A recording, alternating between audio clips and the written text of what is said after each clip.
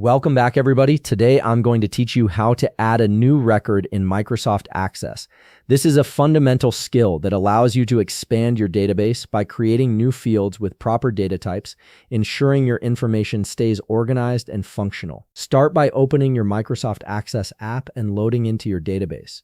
Once the software has loaded along with your data, you'll need to open an initial database table. This is where you'll be performing the process of adding a new record to your database. Having the right table open is crucial because it determines where your new record will be stored and how it relates to your existing data.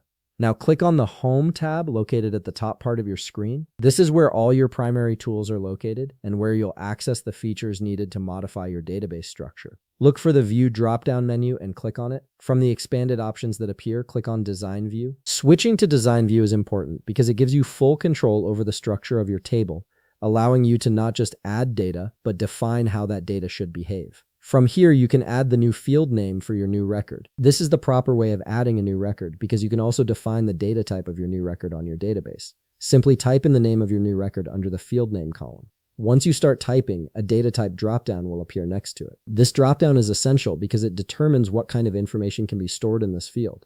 From here, you can assign the field's data type from several options. You can choose short text, long text, number, large number, date and time, currency, auto number, a yes or no statement, hyperlink, and attachment. Each of these data types serves a specific purpose and affects how Access handles the information you enter. Simply select the data type of your new record from the list that best matches the kind of information you plan to store. And there you have it. You've successfully added a new record to your Microsoft Access database with a properly defined data type. This ensures your database remains structured and your data stays consistent. If you found this video helpful, please leave a like, subscribe, and see you in the next video.